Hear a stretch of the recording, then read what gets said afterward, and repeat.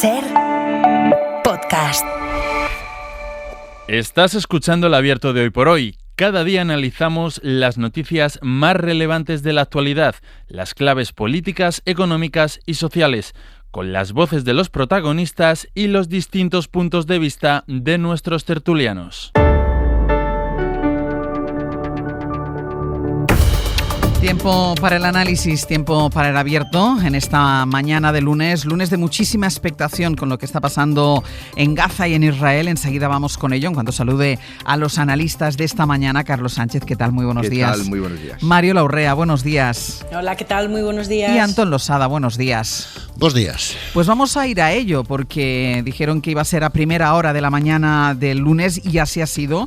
Ha sido sobre las 7 de la tarde, pasaban muy poquitos minutos de las 7, cuando ha empezado ese esperadísimo intercambio de rehenes. Lo ha confirmado Cruz Roja, porque ya hay 7 de los rehenes que estaban en manos de Hamás, que ahora mismo están en manos ya de Cruz Roja, que han sido liberados. Es una de las noticias más relevantes de los últimos meses, porque es el primer paso para conseguir la paz en la Franja de Gaza después de 2 años de genocidio.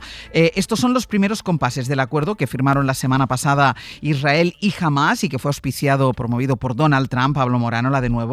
Hola de nuevo, Ángeles. Vamos a lo que está pasando, porque el compromiso es la liberación de 20 rehenes vivos. Hay otros 28 muertos que también serán entregados a las familias, y a cambio Israel tiene que liberar a unos 2.000 presos palestinos. Se está produciendo ya, decíamos, este intercambio, y en nada los israelíes van a llegar a la base militar que hay en la frontera, los 7 que ya están en poder de la Cruz Roja. Exacto, seguimos sin tener imagen de esos 7 primeros rehenes liberados, pero hay novedades. Lo último de lo último es que esos equipos del Comité Internacional de la Cruz Roja, que han recibido de manos de Hamás a esos 7 rehenes, los han entregado ya al ejército israelí, que se está encargando de sacarlos de Gaza. Algunos de ellos han podido hablar ya con sus familias.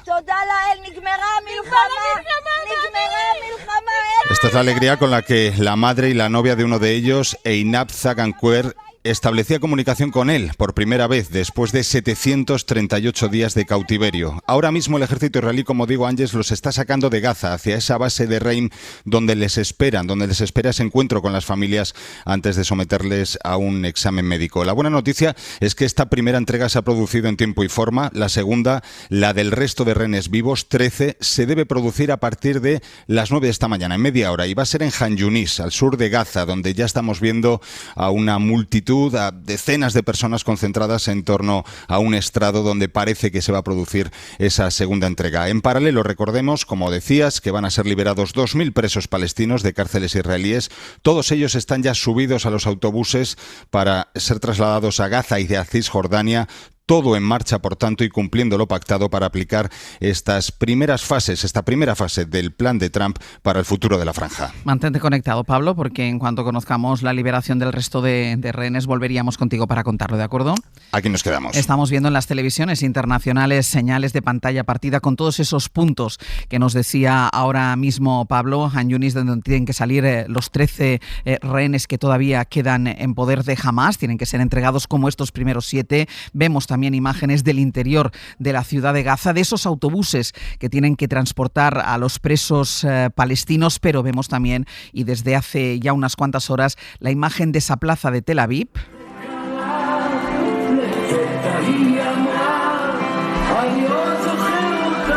donde desde primerísima hora, era madrugada todavía, se han reunido cientos de personas a la espera de la llegada de los rehenes liberados, porque todos los rehenes que son entregados por Hamás, en ese primer paso, la Cruz Roja, todos tienen que terminar llegando a Tel Aviv. Ahí está nuestra compañera Nuria Garrido. Nuria, buenos días.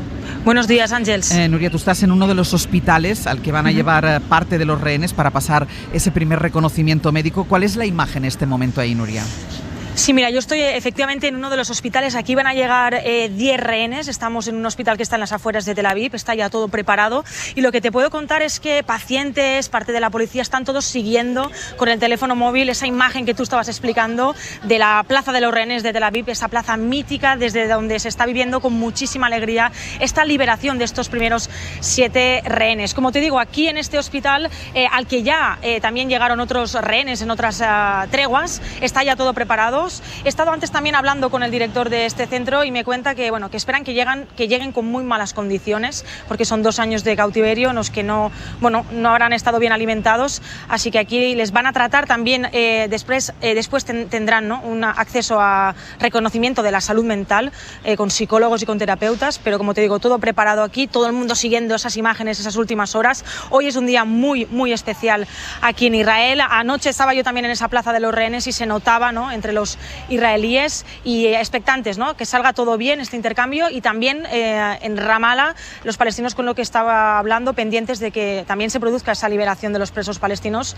Y dentro de pocos minutos va a aterrizar también aquí Donald Trump, Ángels, sí, y se va a dirigir al Parlamento israelí. Exacto, y ahora hablaremos de ello porque Donald Trump está volando, de hecho va a aterrizar en breve, como dice. Nuria, vuelvo contigo en cuanto tengas alguna novedad desde Tel Aviv, ¿de acuerdo?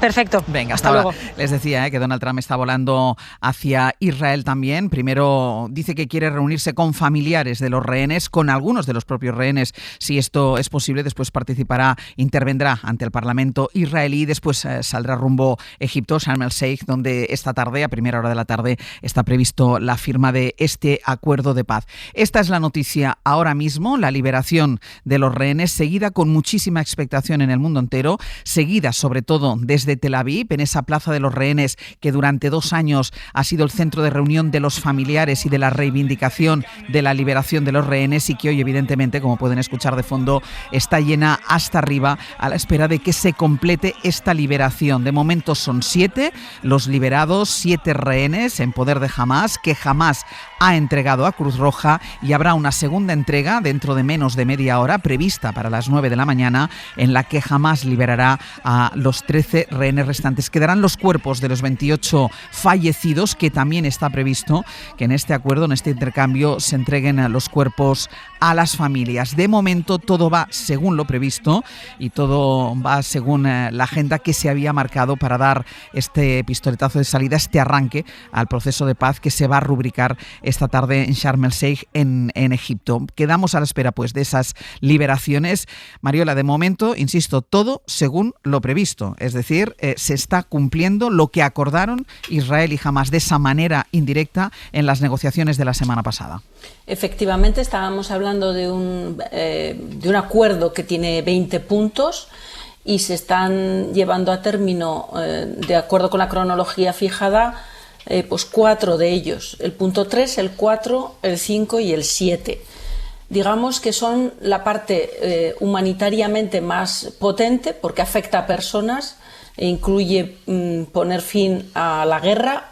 Utilizo la palabra guerra porque es la palabra que utiliza el acuerdo de paz, aunque hay que recordar que esto no es una guerra.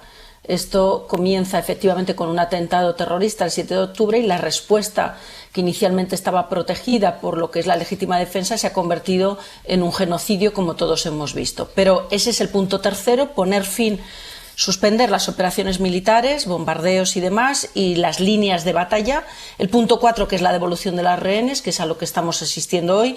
La liberación de presos, que también esto es importante. Algunos de ellos gazatíes condenados a cadena perpetua y otros 1.700 condenados después de los atentados del 7 de octubre.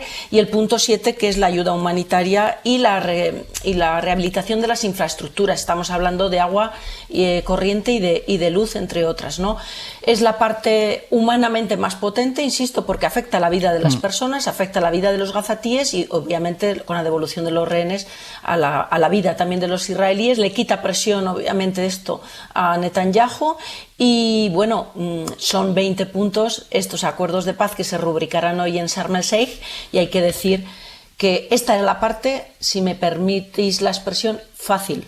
Claro. Esta era la parte en la que todas las partes estaban de acuerdo, porque todas las partes tienen incentivos para recuperar a los suyos. Ya veremos cómo transcurre todo lo demás. Ahora hablaremos de esa parte más política, más diplomática, pero por esta parte más humanitaria, primero, mientras nos están escuchando, si quieren, pueden ustedes seguir también a través de la página web de la cadena SER, pueden seguir esa liberación, esas mismas imágenes que yo les voy narrando, que estamos viendo en las televisiones internacionales, la pueden seguir en directo también en la página SER, en la página web de la cadena SER, mientras están escuchando Hoy por Hoy. Vamos con el significado de lo que está pasando ahora, con esa parte, Antón decía, Mariola, más humanitaria.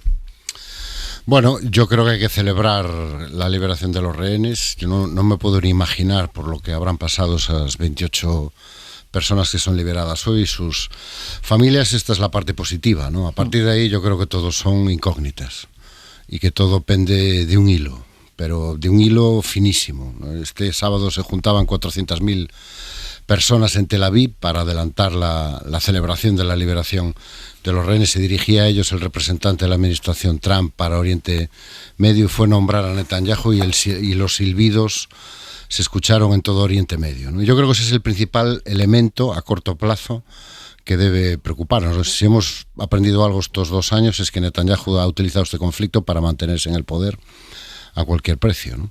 Y no creo que tenga intención alguna de renunciar a ello. Este fin de semana ya hemos oído, creo que era el ministro de Defensa, diciendo que van a destruir los túneles de Hamás. Es claro, no sé cómo se puede hacer eso con un alto en fuego. No creo que sea con cargas de demolición y con una empresa constructora.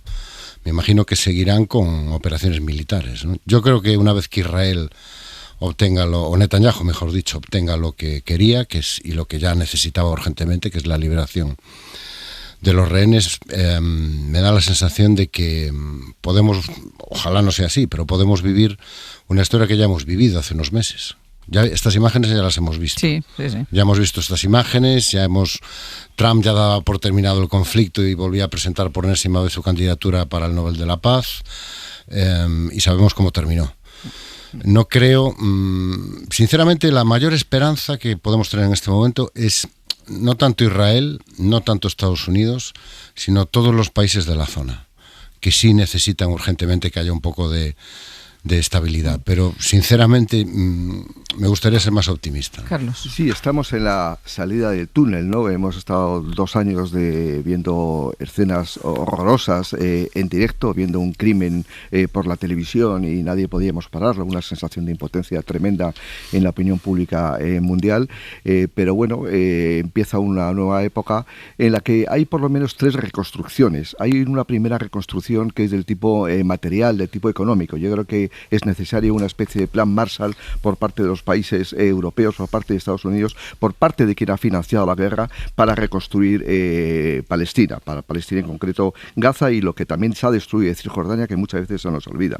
Luego hay una reconstrucción puramente política que me parece muy importante, es decir, yo creo que jamás no puede ser el representante del pueblo palestino en Gaza. Creo que hay que ir hacia una unidad política por parte de los palestinos que realmente haga una apuesta por la paz. Me parece que probablemente pase por sustituir al líder de la Autoridad Nacional Palestina, que es un anciano que ha hecho muchísimas contribuciones a su pueblo, pero yo creo que está superado. Y una tercera reconstrucción probablemente es la más inmediata, que es la reconstrucción psicológica de esas 2 millones de personas que han sufrido barbaridades que no se conocían desde la Segunda Guerra Mundial. Y que ahora vemos las imágenes de cómo lo comentábamos tú y yo antes de empezar, de cómo vuelven, han emprendido el camino de regreso a sus casas, por decir algo. Niños que han visto cómo han devastado sus casas, han matado a sus familiares, a sus primos, a sus hermanos, que por muy probablemente, y eso está muy estudiado, que decir, hay muchos, Shlomo Benami lo decía hace poco, es decir, se ha creado una nueva cultura de la muerte en Gaza,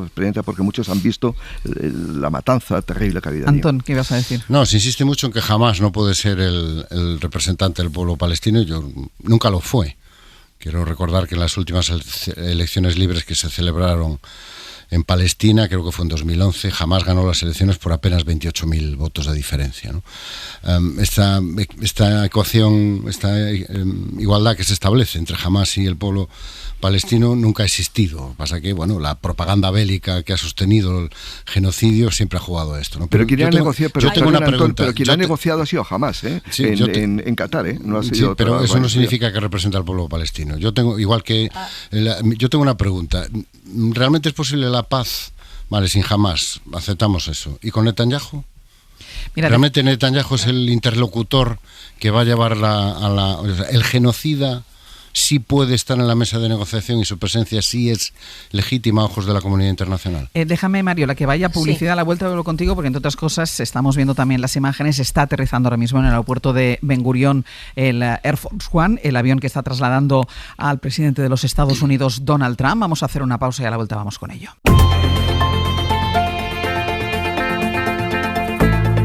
El Abierto. Ser podcast.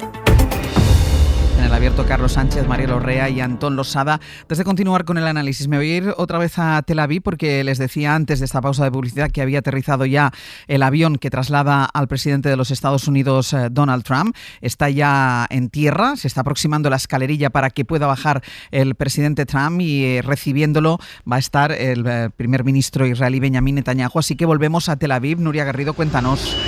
Así es, Donald Trump ya está en el aeropuerto de Ben Gurión de Tel Aviv. Como decías, lo va a recibir el primer ministro Benjamin Netanyahu, acompañado de su mujer y también del presidente israelí. Se espera que se reúna con los familiares de los rehenes y después se dirigirá a Jerusalén, al Parlamento israelí, donde pronunciará un discurso. Una visita muy esperada y que seguramente va a estar llena de agradecimientos por parte de la sociedad israelí y sobre todo de los familiares de los rehenes. Pues a la espera de que se abra esa puerta, este sonido del aeropuerto Ben Gurión en Tel Aviv, donde, como decíamos, acaba de posarse el avión, el Air Force One, que traslada al presidente de los Estados Unidos, Donald Trump, el promotor de esta paz que esta tarde se va a firmar en Sharm el Sheikh, en territorio egipcio. Va a estar presidida la ceremonia por el presidente egipcio, pero sobre todo por Donald Trump, que antes va a reunirse, lo decía ahora Nuria, antes va a reunirse con los familiares de los rehenes liberados y va a intentar, si sus condiciones físicas lo permiten, reunirse también con algunos de los liberados. Corresponsal en Washington, Sara Canals, buenos días. Buenos días, Àngels. Va a pasar la mañana antes de dirigirse a Egipto Donald Trump ahí en Israel. Quiere verse, decíamos, con los rehenes.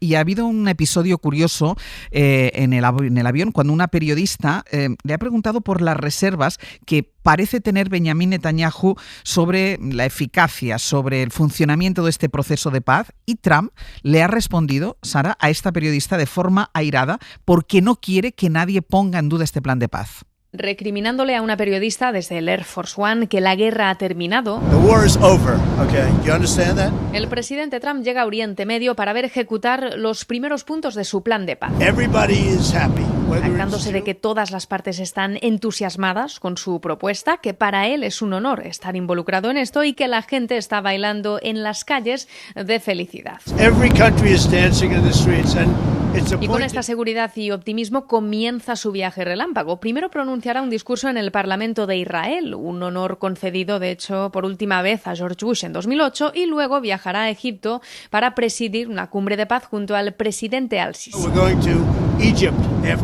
Así que será un viaje crucial y que aquí en Washington se está siguiendo con especial atención. Los expertos hablan de un acuerdo trascendental, de un logro diplomático, pero también extremadamente frágil, aunque Trump, sin embargo, se muestra firme. Y asegura que tiene garantías verbales, no escritas, de que su plan se implementará y que los líderes de la región no van a querer decepcionarle. También en el avión presidencial explicó que cree que la clave de su éxito ha sido saber tratar con los líderes árabes, musulmanes y judíos, haber bombardeado sobre todo las instalaciones nucleares de Irán y no rendirse. Y de hecho, en este sentido, aseguró ayer que está más determinado que nunca a solventar la guerra en Ucrania. De hecho, ayer se llamó con Zelensky y contó a los periodistas que pronto lo hará con Putin para decirle que se plantea entregarle al ucraniano misiles de largo alcance. Sara, gracias. A vosotros. The war is over, la guerra ha terminado, lo entiende, le explicó, le espetó a la periodista que puso sus reservas después de las manifestaciones que había formulado ayer el propio Netanyahu, y por eso decía Antón, ¿es posible una paz con Benjamin Netanyahu? Mario, ¿la querías hablar tú? Sí, bueno, es que claro, aquí hay muchas preguntas, ¿no?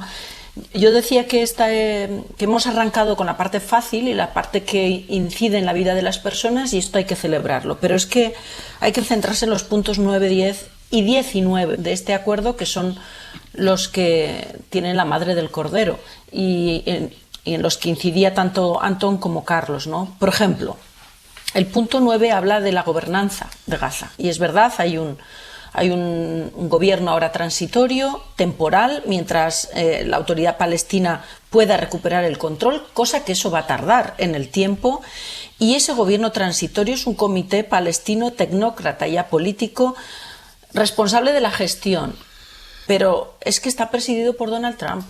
Es que verdaderamente esto es un gobierno, por muy transitorio y temporal que sea, digamos, decente para lo que ocurre en Gaza, Y luego el punto 10 habla de la parte económica, a la que apelaba también Carlos, ¿no? Habla de la creación de un plan de desarrollo para reconstruir y dinamizar Gaza, que es lo que le interesa a la familia Trump. De hecho, veíamos en las imágenes a su hija y a su yerno vestida como si fuera una fiesta de la gala de los Oscar, con un bolso estupendo de Dior, en lugar de ir a un sitio donde hay un genocidio y una reconstrucción absoluta. Pero lleva un maravilloso vestido color crema, la estamos viendo ahora mismo. ¿Qué tiene en la cabeza esta gente? Pues claro, tiene en la cabeza la reinversión inmobiliaria, que es la que les garantiza el punto 10. Y luego vamos al 19. Aquí no podemos olvidar dos cosas. Uno, que estamos ante un genocidio y aquí hay quien tiene que pagar ante los tribunales internacionales competentes. Y dos, no podemos olvidar que aquí Naciones Unidas hace ya muchos años que hablaba de la viabilidad del Estado palestino y de la obligatoriedad del Estado palestino. El punto 19 de este acuerdo de paz dice que en determinadas circunstancias, cuando se haya dado la reconstrucción de Gaza, si la autoridad palestina hace todas las reformas y llega a tener el control sobre el territorio, entonces quizá es posible, dice, que finalmente se den las condiciones para un Estado palestino. Entonces, aquí hay mucha tela que cortar. Este plan tiene muchas debilidades. Hoy estamos en el momento de celebración porque han dejado de morir gente y hoy muchos palestinos comerán. Y algunos israelíes llorarán la muerte de sus familiares. Es que yo no creo que sea un plan de paz, yo creo que es un plan de rendición y reparto de Gaza. Es la rendición de Hamás como lo que sea, aunque ya vemos, nos llegaban noticias, esta mañana informaba la cadena SER que ya había tiros de entre los propios palestinos, entre Hamás y el resto de las facciones, y que Hamás ha decretado el control de las zonas de Gaza, que en teoría el ejército israelí se ha retirado, pero a partir de ahí lo que hay es establecimiento de un protectorado internacional con dos misiones muy claras: una, garantizar la seguridad de Israel, y dos, facilitar los negocios en Gaza. Mano de obra barata, reconstrucción rápida y a ganar dinero, porque son los dos nuevos fundamentos del derecho internacional: la fuerza y los negocios. El que tiene la fuerza y el que tiene la capacidad para hacer los negocios es el que pone las leyes y es el que marca las normas. Le llamamos acuerdo de paz simplemente porque han dejado de caer las bombas, nada más. Pero han dejado de asesinar a palestinos. Nada más. Por eso le llamamos acuerdo de paz, pero esto no es un acuerdo de paz. Le llaman, efectivamente. Ni es un acuerdo de paz, ni es una solución para la zona, y mucho menos para el pueblo palestino, que una vez más vuelve a ser el gran perdedor, entre otras cosas, porque para los propios países árabes parece que no son ni hermanos ni un pueblo que merezca ser defendido, ¿no? Le llamamos acuerdo de paz eso porque han parado lo que nos molestaba, que son las imágenes en los telediarios. Vamos a ver por cuánto tiempo, porque yo tampoco estoy seguro de que esto vaya a parar durante mucho tiempo. A partir de ahí, el plan es muy claro. Zona de seguridad. Anexionar Gaza sin anexionarla del todo, con la legitimidad de que es un acuerdo bendecido por la comunidad internacional, y hacer negocios. Y cuidado, Carlos, si me permites un segundo, cuidado, Carlos, con lo de que la Unión Europea tiene que entrar ahora a la ayuda para la reconstrucción, porque Israel les ha destruido a los agentes inmobiliarios de Estados Unidos, les ha destruido Gaza para poder reconstruir. Ahora hay que desescombrar. Va a desescombrar la Unión Europea y después va a construir la familia Trump.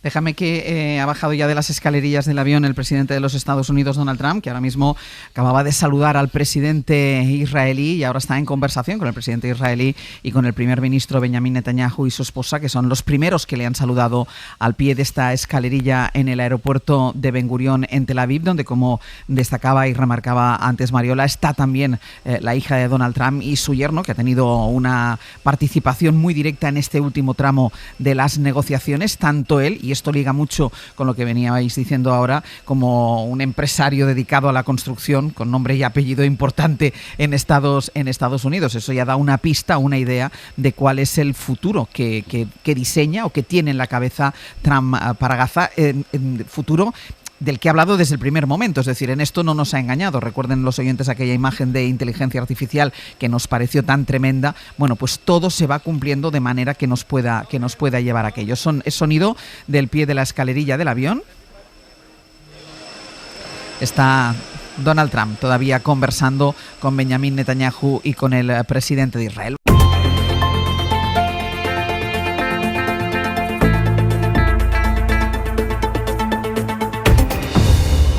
tanto Carlos Sánchez, Mario Larrea y Antón Losada, explicándoles en directo el minuto a minuto de lo que está pasando ahora mismo, que es primero esa liberación, pasaba muy poquito de las 7 de la mañana, que era el horario previsto de la liberación de un primer grupo de rehenes israelíes que todavía estaban en poder de Hamás y que ya están en territorio israelí, a la espera de que se confirme la entrega a Cruz Roja del segundo grupo, hasta formar los 20 que forman parte de ese paquete de rehenes que todavía seguían con vida y que seguían en poder de Hamás. Quedarán los 28 fallecidos cuyos cuerpos también está previsto que sean entregados a sus familias. En cuanto esta primera operación se complete, será el momento de que esos autobuses con esos 2.000 presos palestinos en poder de Israel salgan en dirección a Gaza. Todo esto mientras Donald Trump ha llegado ya al aeropuerto de Ben Gurión, va a estar presente dentro de unos minutos en la Asamblea israelí, va a dar una intervención, va a tener una intervención ahí antes de irse hacia Egipto, donde va a presidir esta tarde, a primera hora de la tarde, la firma de este acuerdo de paz. Y ahí lo habíamos dejado, Carlos, cuando decíamos, bueno, le llamamos paz porque Israel deja de matar, deja de asesinar, pero solo por eso. Sí, yo creo que estamos de acuerdo todos en que la guerra ha terminado, ese the war is over que ha dicho Donald Trump, pero no ha llegado la paz. Es decir, en un territorio tan devastado como es hoy en día Gaza, pues realmente hablar de paz es una auténtica locura, vamos, no tiene ningún sentido. Y por eso lo que hay que poner énfasis ahora mismo es en la reconstrucción. Pero para que haya reconstrucción, y lo decía por lo que comentaba antes Mariola, del papel de Europa, para que haya reconstrucción tiene que haber un interlocutor válido por parte de los palestinos. A mí me parece que eso es muy importante, para no volver al siglo XIX, a los principios del siglo XX, con esos protectorados que hacían los imperios coloniales en Asia o en África. Es decir, tiene que haber un interlocutor válido por parte de los palestinos. Y eso yo creo que ahora mismo, esa parte de reconstrucción política del pueblo palestino es realmente importante. Cuando yo hablo del papel que puede jugar Europa, no es evidentemente para desescombrar las ruinas de Gaza, sino es impulsar una conferencia económica en la que todos los países que han colaborado en esta devastación, básicamente vendiendo armas y permitiendo que Israel haya hecho lo que haya hecho, tienen que poner dinero. Pero claro, para que poner dinero necesitas un interlocutor al otro lado que lo pueda gestionar. Y si los palestinos no son capaces de crear un órgano político que negocie y que tenga el amparo de toda la comunidad internacional, creo que una vez más volvemos al siglo XIX. Es decir, por eso me refiero que no es solamente poner dinero, sino es muy necesario una reconstrucción política por parte del pueblo palestino. Antonio. ¿Qué órgano? Es que siempre que han intentado crearlo, al final lo que le ha caído encima es el San Benito de terrorista. Sí, lo sé. La OLP, terrorista. Y jamás lo financió terrorista, Israel. Claro, jamás. Pero si llevamos 2 años oyendo que los niños y las mujeres que morían en los bombardeos de Israel eran terroristas y estaban siendo utilizados como escudos humanos voluntariamente por parte de Hamás, que era Hamás la responsable del sufrimiento de su propio pueblo, que los israelíes no les quedaba más remedio, pobrecitos, que echarles bombas encima. Entonces, hay algo que a mí me está irritando profundamente a lo largo del fin de semana, yo no sé si es casualidad o no, pero he leído un montón de artículos ya donde al parecer el gran triunfador de este acuerdo de paz, entre comillas, es Hamás. Yo no sé si es que se ha puesto en marcha una máquina de estas misteriosas de publicidad en la cual ya parece que se está empezando a justificar la ruptura del acuerdo por parte de Israel, porque los palestinos han obtenido demasiado en estas circunstancias, han obtenido demasiado y no nos va a quedar más remedio que volver a intervenir. Yo quiero recordar una cosa que me parece importante. El año que viene, si no estoy mal informado, tiene que haber elecciones en Israel, legalmente. Vamos a ver el impacto que esto tiene sobre lo que está sucediendo.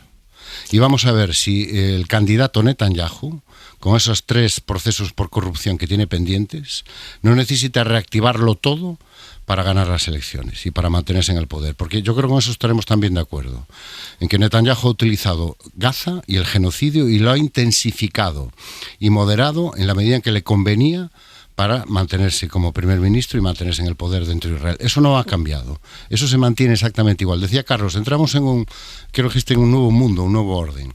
Yo no estoy tan seguro de eso. Han cambiado las reglas y el poco espacio que antes tenían los principios liberales y el derecho internacional ha desaparecido completamente y ahora todo es fuerza y negocio. En eso estoy completamente de acuerdo. Pero los factores básicos siguen donde estaban. Exactamente donde estaban. del pueblo palestino destrozado, y encima no, les dijimos que se organicen y que se autorrepresenten políticamente, pero ¿en qué condiciones? Pero si están volviendo a casa por la carretera de la costa para no saber sin saber lo que se van a encontrar. Mariola, y luego voy contigo, Carlos. Mariola. Sí, varias cosas. Uno, hombre, yo creo que eso de que el derecho internacional, digamos, ha desaparecido, en los términos un poco que describe Antón, es verdad que el mundo está cambiando, es verdad que hay un desmoronamiento del orden liberal basado en reglas, pero yo creo que hay un ejército, damos muy poco miedo, pero los profesores de Derecho Internacional podemos ser un ejército en defensa de la reconstrucción de esas reglas y de la defensa del derecho. Yo utilizaría más bien el símil de una fuerza de paz. Bueno, pues te tomo la palabra porque me parece más bonita y seguramente más acorde con lo que representamos los académicos, pero en el sentido, lo quería decir, de personas que estamos dispuestos a contener esta oleada de desprestigio y de un mundo multilateral más hostil y más inseguro. Necesitamos también un poco de refuerzo, ¿no?, para que tengamos éxito, y creo que ahí la Unión Europea está sosteniendo también esa idea de la multilateralidad. Pero este es un debate que nos llevaría lejos, ¿no? Yo quiero insistir de nuevo en ese punto en el que Carlos también apunta o enfatiza, que es el futuro de la reconstrucción. Y yo quiero recordar que el punto 10 de este acuerdo dice textualmente que se creará un plan de desarrollo de Trump. El plan de desarrollo económico, literal, se creará un plan de desarrollo económico de Trump. Por lo tanto, ya está.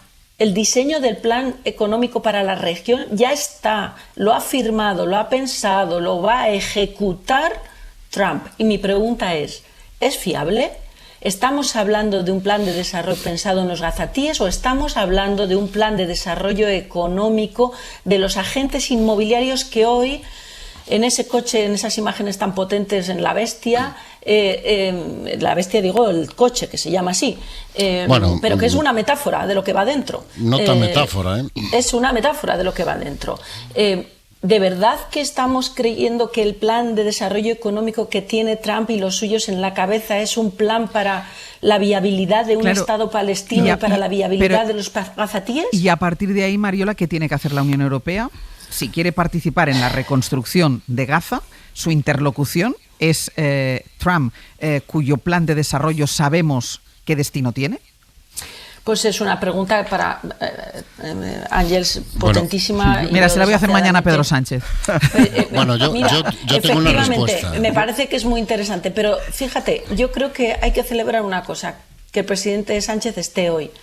Ahora iremos a ello, ahora vamos a ello. Sí, por lo que decía Mariola, yo creo que el plan de Trump no son las células de la ley, nunca mejor dicho. Quiere decir, él ha planteado 20 puntos, evidentemente lo ve todo como si fuera como lo que es un empresario y además especializado en temas inmobiliarios, y entonces ve Gaza como una oportunidad de negocio. Eso evidentemente no se va a cumplir. Es decir, me cuesta mucho creer que Gaza algún día va a ser como la Riviera Francesa, como lo planteaba en el famoso vídeo de inteligencia artificial. No lo va a ser por razones, múltiples razones que sería larguísimo comentar ahora. Pero yo lo que creo que Palestina, ponemos mucho en énfasis en Israel, pero a mí me gusta hacer reflexiones sobre el pueblo palestino. Es decir, no puede perder de vista su objetivo estratégico, que es crear un Estado. Y yo creo que ahora habría que aprovechar esa simpatía que ha suscitado los gazatíes por la matanza que ha hecho Israel para probablemente reformular todo el escenario de normalización de la zona. Es decir, eso de que había dos territorios, uno en Gaza, dominado por Hamas, y otro en Cisjordania, dominado por la Autoridad Nacional Palestina, creo que se ha acabado. Es decir, hay que ir a un territorio único, porque si no es inviable el Estado de Palestina. Y creo que esa es la parte política que Europa, aparte de la económica, tiene que impulsar. Crear un Estado palestino unificado, para evitar precisamente que los colonos israelíes les asalten sus casas. Es decir, la parte política es muy importante en estos momentos. Me parece la que más, y me parece, volviendo a la pregunta que formulaba Ángels, que es donde la Unión Europea puede ser un agente, digamos, más interesante. Y es en la de insistir que vamos a firmar un acuerdo de paz y que tiene cosas muy positivas, pero que tiene grandes agujeros negros. Y uno de ellos es ese en el que ya no es tan evidente el futuro de los dos estados. El punto 19 hay que leerlo con calma y habla de es posible que finalmente se den las condiciones para el ejercicio de la autodeterminación de Palestina y para la creación de un Estado de paz, de un Estado palestino. Esto es un retroceso respecto de las resoluciones de Naciones Unidas. Y esto es lo que yo trato simplemente hoy de subrayar. No niego la bondad de lo que hoy va a ocurrir con la parte humanitaria, no me engaño con la parte económica, esto es un negocio de Trump y de los suyos. Y 3, en la dimensión política, la viabilidad del Estado palestino es un retroceso, la posibilidad en futuro es un retroceso respecto a las resoluciones de Naciones Unidas. Pero creo que aquí hay que apostar, y largo me lo fiáis, querido Sancho, porque creo que hablaba también de las elecciones. Efectivamente, Netanyahu ha estado presionado porque ya el genocidio era un clamor popular en la comunidad internacional. Pero sus socios de gobierno, que son los ultraortodoxos, que digamos a empeño y a obcecación no les gana nadie, creo que le van a presionar a partir de que los rehenes ya estén en su casa. Antón, tú y me voy a publicidad. Antón. Sí, yo quería decir que yo creo que es importante entender que lo que estamos viendo hoy no sería posible sin dos hechos que se sucedieron la semana pasada y la anterior. Primero, el error estratégico de Netanyahu al bombardear Qatar, que es la sede oficial de los negocios del conglomerado Trump en el Golfo Pérsico, y lo que forzó y aceleró la intervención de Donald Trump, fundamentalmente porque el bombardeo salió mal. Si hubiera salido bien, no estaríamos viendo esto que estamos viendo, estaríamos viendo otra cosa. Y 2, la movilización y la presión por parte de las opiniones públicas occidentales. Y hablo especialmente de las opiniones públicas europeas, también la opinión pública norteamericana, donde crece el respaldo. Esta semana se publicaron múltiples encuestas. 7 de cada 10 judíos norteamericanos, la comunidad judía más importante después de Israel, consideran que Netanyahu es el culpable y que hay un genocidio en Gaza. 7 de cada 10 han generado esta situación. Entonces, ¿qué papel puede jugar Europa? Pues el que ha jugado, porque es efectivo, y sobre todo, ¿qué papel podemos jugar nosotros? Que es mantener la presión, intensificar la presión diplomática y también por parte de las opiniones públicas para que esto, que no es un acuerdo de paz, acabe siendo efectivamente un acuerdo de paz, pero de verdad. En el abierto, Carlos Sánchez, Mario Larrea y Antón Losada, y manteníamos, lo decíamos a primera hora, la línea abierta con el jefe de internacional de la cadena SER, con Pablo Morán, para ir actualizando todo lo que nos vaya llegando desde Israel, la llegada de Donald Trump, la liberación del primer paquete del primer grupo de secuestrados todavía por Hamás. ¿Qué más novedades tenemos hasta ahora, Pablo? Pues que la segunda entrega está en marcha, Ángeles. El ejército israelí acaba de confirmar que los equipos del Comité Internacional de la Cruz Roja ya han tomado posiciones para recibir al segundo grupo de rehenes, de 13 rehenes israelíes que siguen con vida después de estos 738 días de cautiverio. En teoría, el procedimiento será similar a la primera entrega de hace 2 horas, es decir, Hamás va a entregar a esos 13 rehenes al Comité Internacional de la Cruz Roja, que se va a encargar de trasladar la custodia de esos rehenes al ejército israelí para sacarlos de Gaza. Los 7 primeros ya están fuera, ya están en Israel y camino del reencuentro con las familias antes de ser sometidos al primer reconocimiento médico. Pues con esto se habría completado la liberación de los rehenes con vida todavía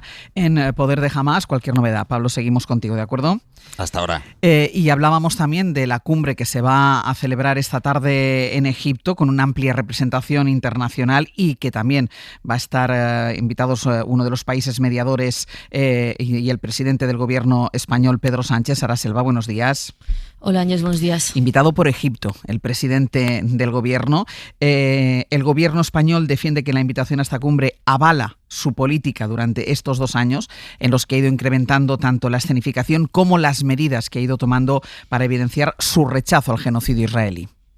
Sí, ven en el gobierno la invitación como un reconocimiento a la posición que ha mantenido el presidente durante estos 2 años. El gobierno apoya el pacto, pese a las dudas que generan algunos puntos, porque supone, dicen, una oportunidad única para que pare la violencia. Sostienen un primer paso para seguir dialogando y sentar las bases de una paz justa. Sánchez acude, invitado por Egipto, a este evento al que asisten decenas de líderes internacionales, y eso va a servir para combatir el relato que intenta instalar la oposición. Esa idea carta en la que insiste el PP que la política internacional del gobierno es errática, que el gobierno no tiene influencia internacional y que sus decisiones están aislando y perjudicando a nuestro país. En la Moncloa esperan que la cita les sirva para mantener una semana más el foco en la agenda internacional, donde creen que Feijóo no está cómodo porque no tiene una postura clara. Trump va a saludar a los asistentes junto al Sisi, el presidente egipcio, así que va a ser la primera vez que Sánchez coincida con Trump después de que el estadounidense sugiriera expulsar a España de la OTAN. La agenda en Egipto empieza alrededor de la 1:00. Ayer Sánchez estuvo en la recepción en el Palacio Real tras el desfile militar, estuvo algo más de una hora saludando, pero no se quedó a los tradicionales corrillos con la prensa. Se tuvo que ir antes porque tenía, entre otras cosas, que preparar el viaje de hoy. Sara, gracias. Hasta ahora. David Junquera, buenos días.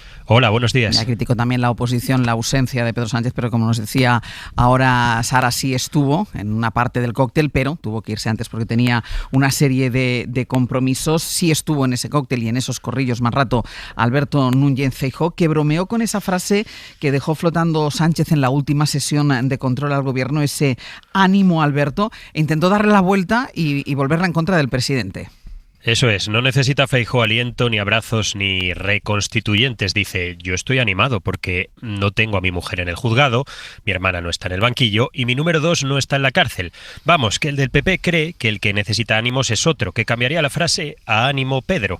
De todas formas, no ha sido la semana soñada de Génova, que la empezó el lunes relamiéndose por el informe de la UCO y la terminó el viernes lamiéndose las heridas. Encuestas para el jolgorio de Vox, los vídeos de Miguel Ángel Rodríguez y González Amador en el Supremo, Juanma Moreno pasando apuros por el escándalo de las mamografías, el gobierno aprobando leyes y reales decretos en el Congreso, el PP de uñas por el aborto y encima de todo, pues ese ánimo Alberto. Quieren pasar capítulo en la derecha y esperan que esta semana ayude, por si acaso le quitan hierro a lo de hoy en Egipto. Decía Feijóo en conversación informal, el embargo a Israel es la prueba de nuestro despiste en política exterior, de que la Cancillería española pues no puede hacer el ridículo así, aprobando sanciones horas antes de un acuerdo de paz. Hay una izquierda que ha pasado del no a la guerra al no a la paz, sentencia el líder del PP. El comienzo de curso no ha sido como lo imaginaba Génova. Tras el Congreso Triunfal de julio, los populares dominaban a placer la agenda por aquel entonces, con Cerdán empezando a conocer dentro Soto del Real, y en el cuartel general del PP creen que hay que recuperar el monólogo judicial y confían en que el paso de Ábalos y Koldo esta semana por el Supremo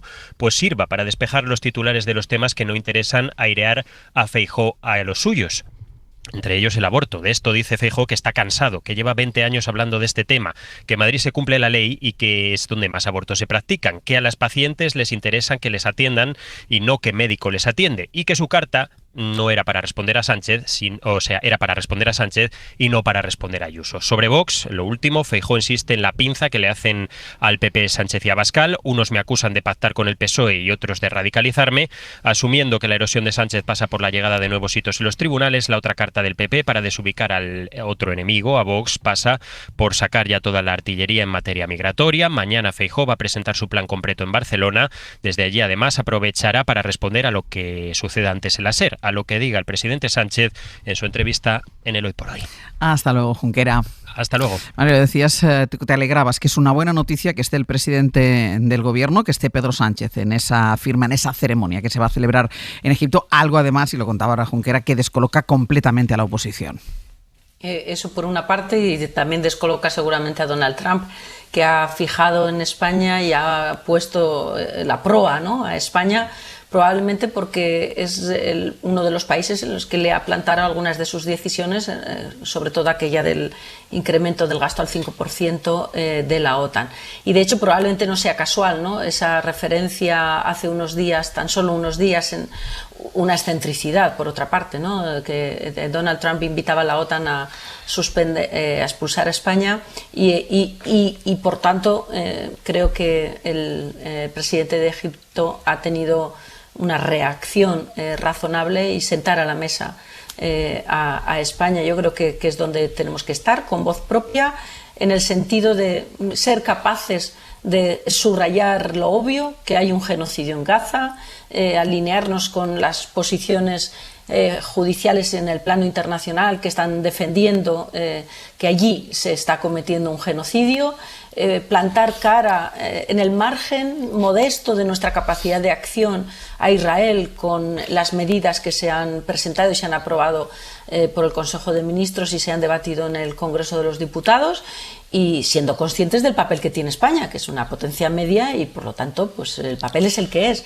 Pero yo creo que es de agradecer la invitación y desde luego es positivo la presencia del presidente en Egipto. Carlos. Bueno, yo creo que la política tiene que recuperar cierta racionalidad. No se puede criticar al presidente del gobierno porque según el líder de la oposición no tiene ninguna presencia en el mundo, realmente es irrelevante, y criticarle también cuando va a una reunión cuando tiene presencia en el mundo. Tiene presencia en el mundo, yendo a la reunión de Egipto donde va el presidente Trump y donde realmente es probablemente el acontecimiento más importante desde luego en los últimos 2 años, es decir, una reunión de ese calibre. No, hay que recuperar la racionalidad.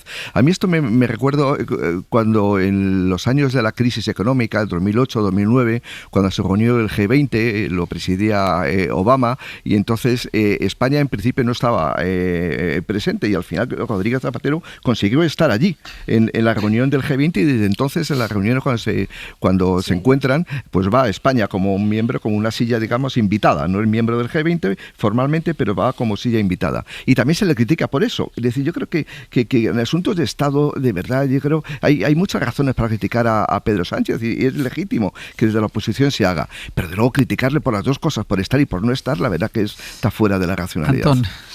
Pero si le critican por no quedarse a los corrillos, Carlos. Sí, ánimo y fe en tu esperanza en que se recupere. Es un problema de prioridades de los periodistas. Parece que para los periodistas es más importante que haga declaraciones que se vaya a una reunión fundamental como es la de Egipto. Yo no hablo de los periodistas, de las críticas de los periodistas, hablo de las críticas de los partidos de la oposición. Es una obsesión patológica.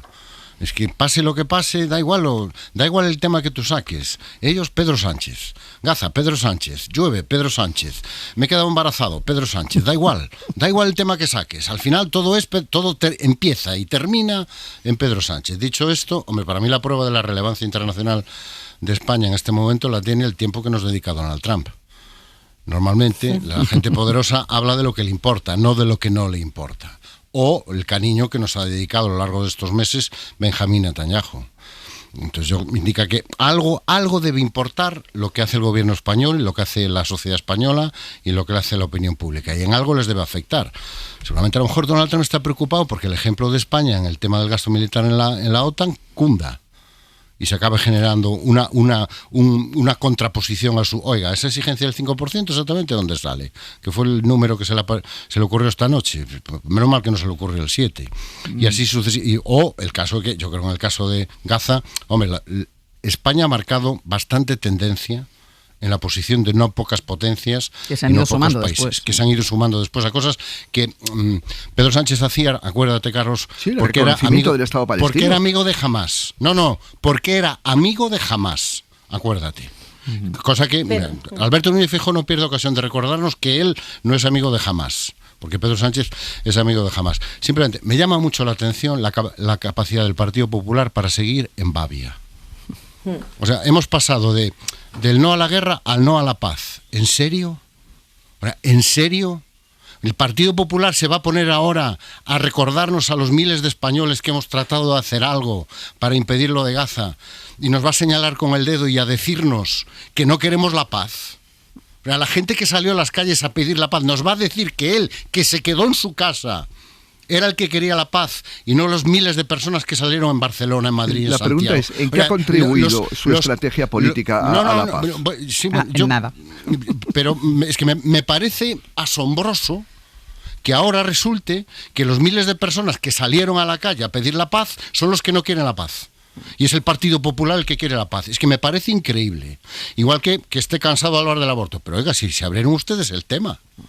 Pero, o sea, si está cansado, dígaselo a los suyos. Mario, no se lo diga ni al Partido Socialista ni a la opinión pública. ¿Qué querías decir, Mariela? Que le pregunte a todas esas mujeres que necesitan hacer uso de ese derecho, si están cansadas o no están cansadas. Ya, pues que el tema lo sacó el PP. Sí, pero es que además un líder que hable de que está cansado de algo, pues si estás cansado te vas a tu casa. Porque la política es hacerse cargo de los problemas de la ciudadanía.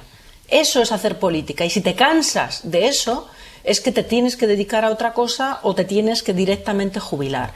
Y a mí me da la impresión que Alberto Núñez Feijóo últimamente se cansa de todo. Pero se cansa porque vino a Madrid con una pretensión que no ha logrado. Y es el ejemplo claro de la frustración permanente. Vino a ser presidente del gobierno y está siendo líder de la oposición. Y eso también le cansa.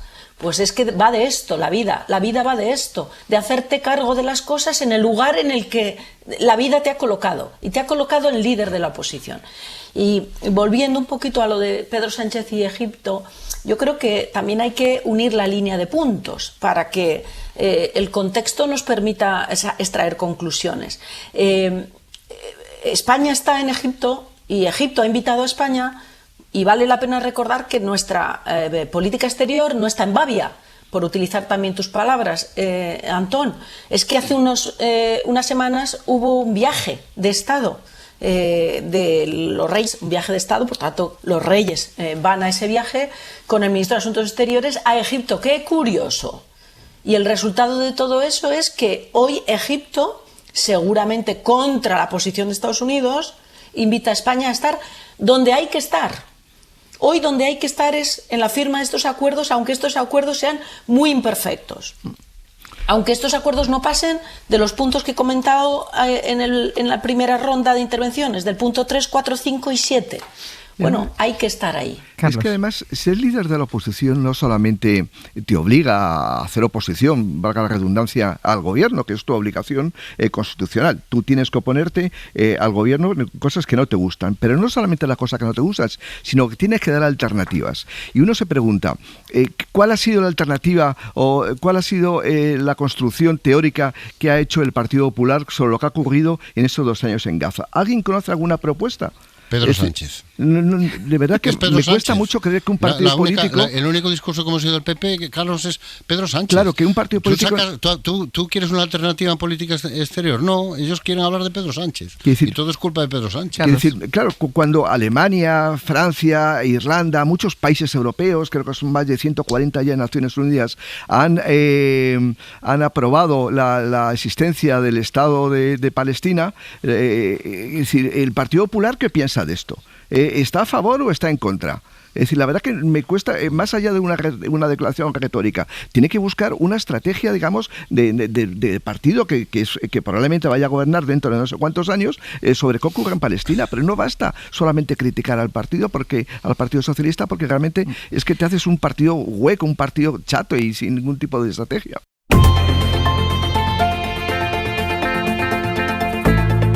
El Abierto. Ser Podcast.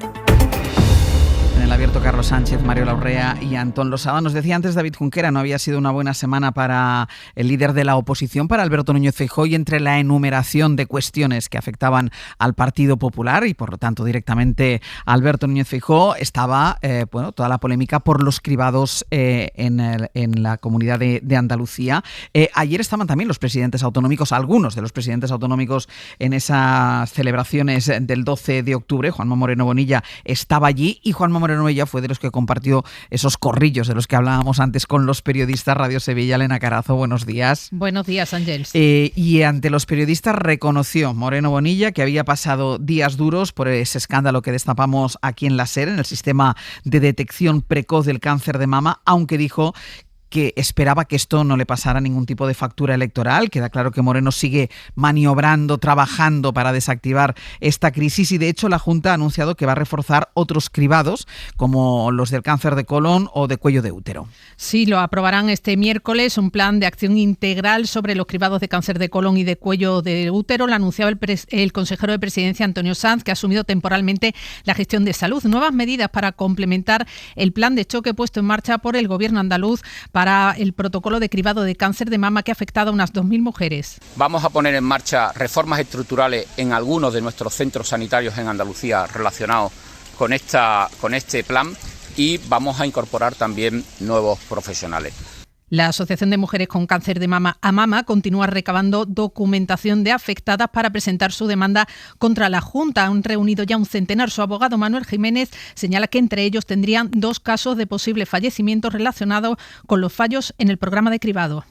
Puede demostrar un fallecimiento por estos casos. Tengo un par de ellos. Me imagino que tiene que haber más, porque además puede darse el caso también de personas que no hayan llegado a conocer que tenían la enfermedad.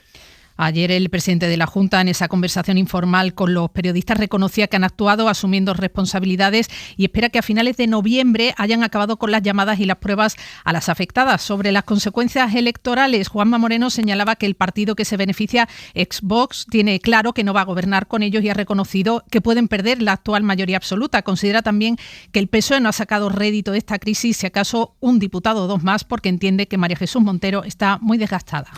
Gracias. Un abrazo. Hasta luego, Elena. Dice, teme perder la mayoría absoluta, pero no va a pactar por Vox. Pues sabemos, no va a pactar con Vox, veremos cómo lo hace Juanma Moreno Bonilla, si se da este resultado. En cualquier caso, Antón, tú que además le conoces, claro, hay nerviosismo porque antes ha enumerado Junquera todas las cuestiones que han saltado en los últimos días y que afectan al Partido Popular, que intenta que no le afecte nada y que todo lo malo solo le pase a Pedro Sánchez, ya ni siquiera al Partido Socialista, pero no solo ha visto esta crisis en uno de sus varones, vamos a decir, más estable, más silencioso, sino que es que las declaraciones delante del juez que escuchamos el viernes, tanto de la pareja de Isabel Díaz Ayuso como del propio Miguel Ángel Rodríguez, reconociendo que sí, es el autor de ese bulo que luego desencadenó con toda la investigación y con un fiscal general del Estado sentado en el banquillo. Y Alberto Núñez Feijóo no tiene el pelo blanco como Exacto. Miguel Ángel Rodríguez. Bueno, sí, se empieza a tenerlo bastante blanco ya. Pero no lo tiene tan blanco como Miguel Ángel Rodríguez. A lo mejor ahí está la diferencia, ¿no? Lo más llamativo de todo es que el Partido Popular se ha metido él solito en todos estos fregados. Él solito. En el tema de Gaza se ha descolocado él solo. En el tema de las mamografías de Andalucía se ha descolocado él solo. En el tema del aborto se ha descolocado él solo. Y en el tema del novio de Isabel Díaz Ayuso, bueno, pues se ha metido, no solo se ha descolocado solo, es que se ha metido directamente de cabeza. En el caso de Andalucía a mí me parece muy paradigmático. Todos estos planes de choque que estamos conociendo ahora son el reconocimiento de lo que ha sucedido en Andalucía. No es un error puntual.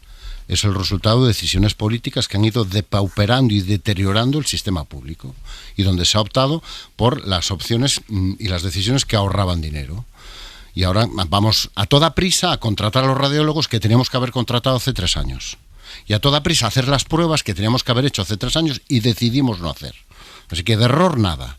Es el resultado de una política consciente, lo cual no quiere decir que, por supuesto, los responsables quisieran que nadie muriese. No estamos hablando de eso. Pero el sistema se ha ido depauperando y deteriorando fruto de decisiones políticas. Y ahora, a toda prisa, a reforzarlo, reconociendo que el problema es que usted no quería contratar más. Usted quería ahorrar. Entonces, menos radiólogos y menos pruebas, y ya está. Y el segundo elemento, la gestión política. Yo no sé tú, Ángeles. Yo sigo sin saber cuántas mujeres están afectadas. Y sigo sin saber a cuántos hospitales afecta. Porque ese es un tema que parece que solo las afectadas parece que tienen interés en este asunto. Seguimos con esta versión oficial de que la mayoría de los casos se han producido en el Hospital de Sevilla y en el resto apenas ha habido casos. Ya, no sé eso lo que nos dicen las mujeres. Hay denuncias de otros hospitales, de otras provincias andaluzas. Y de verdad no lo podemos... O sea, Moreno Bonilla, que lo está pasando tan mal, ha tenido tiempo para calcular cuántos diputados puede ganar el PSOE con este asunto, que ya me dirás cómo se hace ese cálculo. Y hace falta tener poca empatía para ponerse a hablar de esto en los corrillos. O sea, ha tenido tiempo para calcular que el Partido Socialista puede ganar un diputado y no ha tenido tiempo para enterarse de en cuántos hospitales y a cuántas mujeres afecta esto. Carlos. Sí, las dimisiones son necesarias porque forman parte de la democracia. Es decir, no existe una democracia en la que no haya rendición de cuentas por parte de quien está al mando de cualquier tipo de departamento, pero no es suficiente. Es decir, en democracia lo que tienes que ir a ver las causas últimas de por qué se ha llegado a esta situación de las mamografías en Andalucía. Y las causas últimas están perfectamente identificadas. La progresiva privatización de servicios esenciales que se le escapan a los gobernantes porque son empresas privadas que tienen sus propios intereses legítimos desde el punto de vista del negocio, pero desde luego hay un problema de fondo. Es que había que revisar la política de privatizaciones no solamente en Andalucía, sino en otras comunidades autónomas donde hay deficiencias manifiestas. Por eso yo creo que carece de sentido el que decir, como ya hemos eliminado a la persona en el sentido de que ha tenido que dimitir y como ya hemos creado una política excepcional hasta el 30 de noviembre, pues ya se acabó el problema. No, hay que ir a atacar el problema de fondo. Y en el caso de la pareja de la presidenta de la Comunidad de Madrid ocurre exactamente lo mismo, lo que hablamos anteriormente, la racionalidad. No puedes decir unos días que es un ciudadano privado y otras veces pones al jefe de gabinete de la presidenta de la Comunidad a trabajar en su favor. Es decir, las dos cosas no pueden ser ciertas. O una cosa o la otra. Eso, por cierto, será malversación, si aplicamos el criterio del juez totalmente. A ver si manos limpias es muy probable que lo presente. Ya, pero es malversación reconocida en sede judicial, ¿eh? Sí. No en un recorte de prensa, es malversación reconocida en sede judicial por el presunto responsable y autor de la malversación, que es Miguel Ángel Rodríguez. Mariola, y cierro contigo. Mira, sí, yo creo que estamos asistiendo a las consecuencias, tanto en el tema del aborto como el tema de la crisis sanitaria en Andalucía. Estamos asistiendo a lo que representa o no representa la lucha por los derechos, en el primer caso de las mujeres, con el tema del aborto. Y yo creo que hay que abrir claramente con fuerza este debate si merece blindarse en la Constitución el derecho del aborto, a la vista de las andanadas que están dispuestos algunos a hacer, más para satisfacer a los obispos que para satisfacer a un colectivo tan significante y tan significativo en España como es el de las mujeres, y tan determinante en número de votos. Y por otro lado también, y están conectados, digo, todo el esfuerzo que hemos hecho muchas veces desde estos micrófonos de reivindicar las políticas públicas vertebrales de lo que es un Estado social y democrático de derecho, social especialmente, que es la educación y la sanidad. Y aquí estamos viendo las quiebras del sistema, estamos viendo los agujeros del sistema, en algunos casos por falta de reformas, esta falta de vocación reformista que tenemos en España, salvo que nos lo obliguen desde fuera, y también, lo decía Carlos, por una acción política deliberada, donde la privatización está generando, entre otras cosas, estos fallos, que como se manifiestan muy de gota a gota, muy aparentemente todo va bien, aparentemente la sanidad es la joya de la corona, pero la estamos destrozando, o la están destrozando. Y bueno, lo de Andalucía es un ejemplo. Dejadme un último minuto para actualizar la situación en París, y también deberíamos tener todo el rato las líneas abiertas con París por lo que pasa. Recuerden que hablamos la semana pasada de la dimisión del primer ministro Sébastien Lecornu. Bueno, pues Sébastien Lecornu sigue siendo primer ministro y de hecho ayer presentó un nuevo ejecutivo. París, Lucía Riera, buenos días.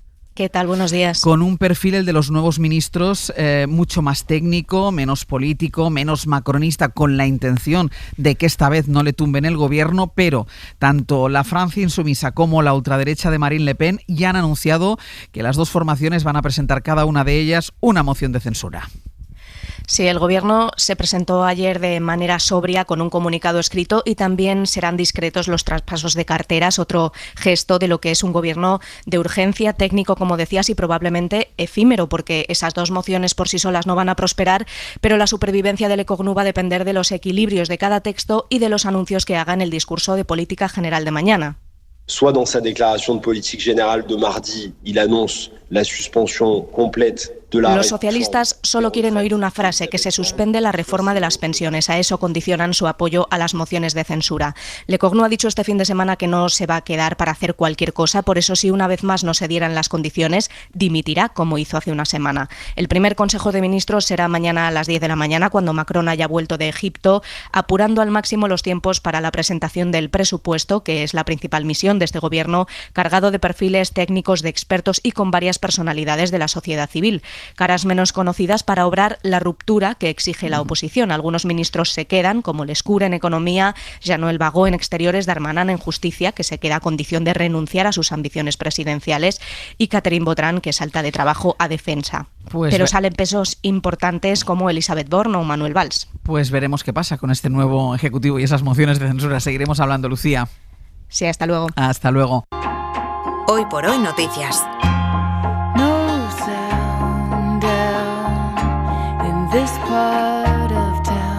Ser podcast.